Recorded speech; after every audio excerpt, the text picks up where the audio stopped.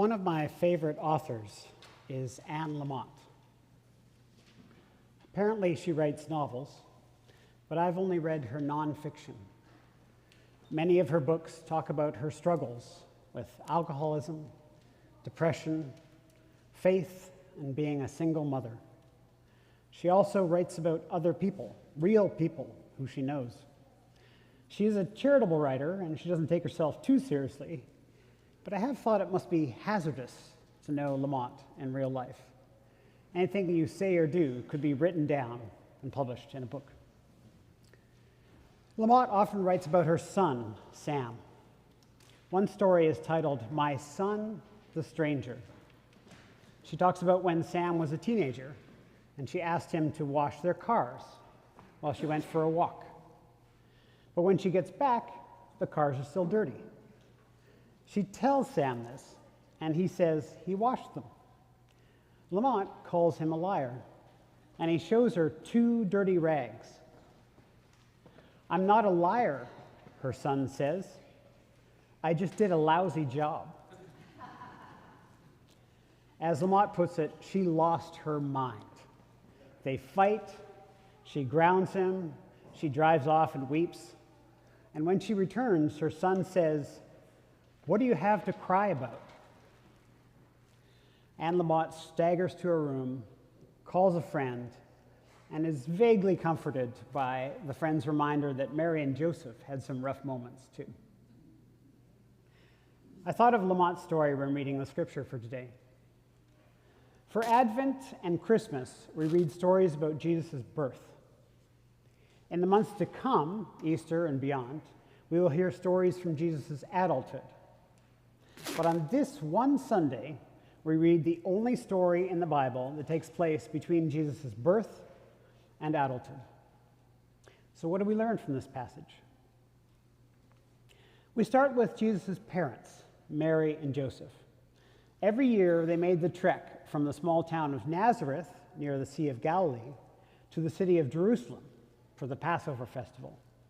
It's a journey of about 150 kilometers, and they would have walked, taking about 4 days each way. For safety, they traveled in a caravan with a large group of relatives and friends and others making the pilgrimage. Some scholars suspect the most likely route was along the west side of the Jordan River. This would have kept them close to the water, with the one disadvantage of having to climb a massive hill from Jericho to Jerusalem. Then they got to Jerusalem to celebrate the Passover. As you know, the Passover festival continues to be celebrated by Jewish people around the world in their own communities. But in Jesus' time, there was a temple in Jerusalem. Thus, the first century Passover included sacrifices in the temple, and thousands upon thousands made the pilgrimage from their homes to Jerusalem to participate. The city would have been absolutely packed, with many times its usual population for the week-long festival. Like Toronto when Taylor Swift was here, but more so. This crush of people maybe helps explain how, in verse 43, Mary and Joseph left the city without noticing their son was not with them. Keep in mind that the nuclear family and helicopter parenting hadn't been invented yet. Parenting was more communal and free range. We can imagine also that Mary and Joseph's group knew each other. They looked out for each other's kids. They had been making this pilgrimage for years, and the schedule was always the same. So Mary and Joseph had some reasons to assume their son was with the group when they left the city. After walking for a day, Mary and Joseph start looking for Jesus among their relatives and friends. They don't find him, so they return to Jerusalem. Unfortunately, if we're right about the route they took, this was a tough trip back. From Jericho by the Jordan River up to Jerusalem is a 3,300-foot climb, twice the height of Blue Mountain. And it's just under 16 miles between those two cities. So pretty steep. Then they get to Jerusalem and they start searching for days. If you're a parent, or you have parents, I want you to imagine that for a moment. You spent a week with their relatives and friends, crammed into an overflowing city. You're finally on the road to home. You stop after walking for a day and see your cousin. Is Jesus with you? You ask. He's not, they reply. I thought he was with you. You repeat the question, increasingly worried, until you've canvassed everyone you know. Your son isn't in the group. You have to go back to the city. You hike up the hill in record time, exhausted by the end of it, and then start checking everywhere. A day goes by, another. You have no idea where he is. Is your son alive? Will you see him again? Even if Mary was the chillest mother in the first century, I suspect she was not in a great place after 2 days of searching. And then she finds her son in the temple, calmly chatting with the teachers. She says, "Child, why have you treated us like this? Your father and I have been anxiously looking for you." When I read verse 48, I thought Mary's comments were remarkably mild. Then I looked at how other versions translated the word anxiously. Worried sick, frantic, grieving, sorrowing, suffering, in agony and anguish, in great distress, half out of our minds, with heavy hearts. That sounds right to me. Imagine also how Mary delivered these words. Was there some heat in her question? Why have you treated us like this? If she was angry, it was surely justified. And then Jesus replies by brushing off her question. Why were you looking for me? Didn't you know I had to be here dealing with the things of my Father? Wow. Leaving aside what we know about Jesus' mission and ministry, again, put yourself in Mary's place. Days of fear and anxiety, finally relieved by seeing your lost son. And when you try to express how hurt and worried you've been, he rejects your concern and says you should have known better. Verse 50 just says, they did not understand what he said to them. But I wonder if there was a few words as well.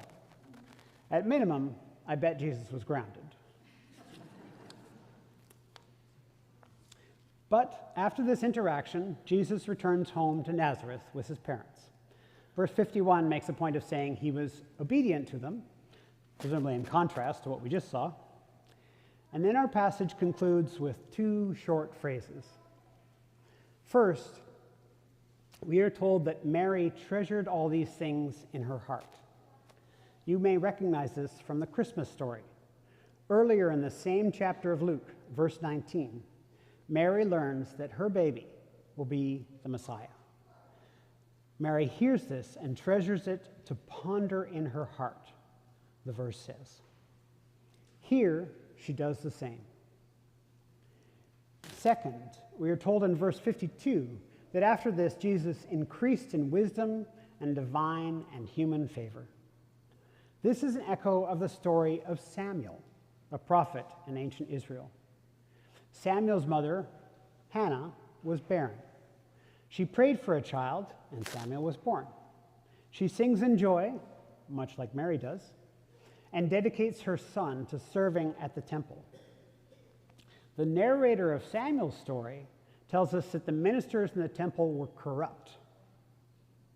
But the boy Samuel continued to grow in stature and in favor with God and the people. So too with Jesus. Now that we've read the Bible's only story about Jesus' early life, what do we make of it? If you attend church long enough, you'll notice that most sermons end with an application, an inspiring message for how we can follow Jesus or implement his teachings today. That's a reasonable approach, but it doesn't work so well on this passage, because what's the application? Kids, abandon your parents, and when they find you, be insolent. Parents, if your kid disrespects you and gives you lip, think about it. To be honest, I don't think this story is in the Bible to give advice to children or parents.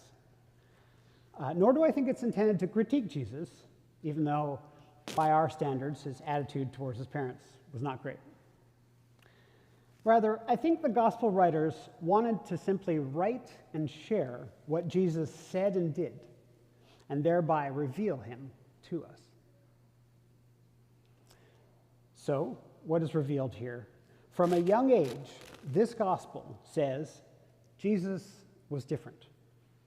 He was precocious, questioning the teachers in the temple and impressing them. He was strange, staying in Jerusalem by himself to deal with the things of my Father. He was difficult, not telling his parents his plans or sympathizing with their worries.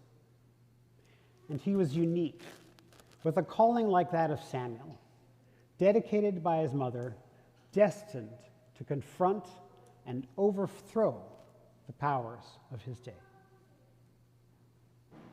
As Mary watched her child grow, she noticed all these things and pondered them in her heart. If there is an application of this text, I think it might be for us to be like Mary and do the same. To notice Jesus and ponder in our heart.